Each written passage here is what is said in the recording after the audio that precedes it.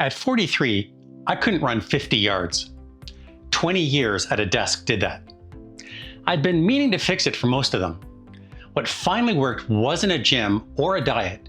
It was a photograph that didn't exist yet. I was a software developer.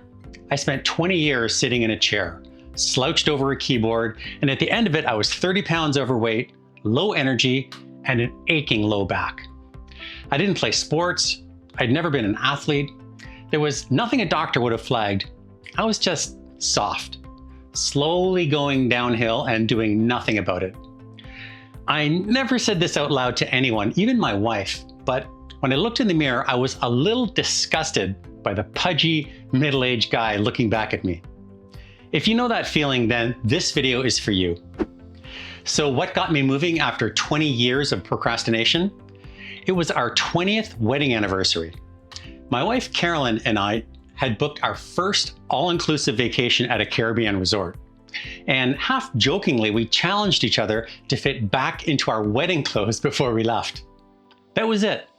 Something about that challenge clicked. It sparked a picture in my head of me on the beach, lean and tanned, looking 20 years younger. I could actually see it. So I joined the YMCA and I ran on the treadmill every night after work. And every time I wanted to quit, which was often, I pulled back that picture in my mind. 12 weeks later, I was 25 pounds lighter. December 2003, our first day on the beach, Carolyn snapped a photo. And when I saw it later, I said out loud, "That's it. That's the picture." The picture that was in my head for 3 months had just been taken. But if you tried this before, you know that a motivational spark only lasts so long. When it burns out, you quit. And after 12 weeks, mine burned out too. But before it did, I got lucky and I built a habit that I enjoyed with momentum to carry me forward. And here's how. When we returned from our trip, I went back to the same YMCA where I had been running and I started lifting weights. No new gym, no commute, no new decision to make. And I started by hiring a trainer for 5 sessions, not ongoing, just 5. He assessed me, wrote a program, and taught me the proper lifting form. And I asked him to swap out exercises I didn't like until I had a program that I actually enjoyed doing. Then I was on my own. I went just 2 mornings a week before work.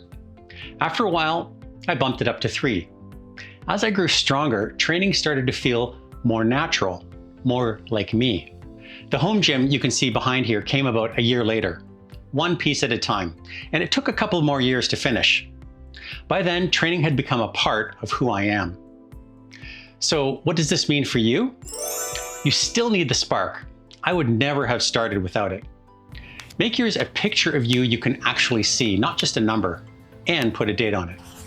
But that spark only gets you started. After that, the key is to enjoy your routine and progress slowly and naturally. I only added the 3rd morning session when 2 felt easy. Same with the equipment. I never forced the next step. I waited until it got boring and wanted a bigger challenge. That's what gets you to year 20. Small steps forward until one day your identity shifts.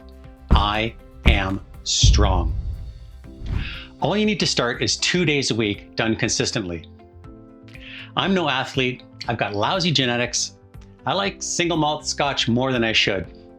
I've had injuries, I've had prostate cancer, and I procrastinated for decades. And yet, I'm still here doing pull-ups at age 65. You can do this too. If you want a detailed plan on how to get started with strength training, I've put together a free beginner program called Stay Strong, Stay Young. Use the QR code here or the link in the description. Your future picture is waiting. Go take it.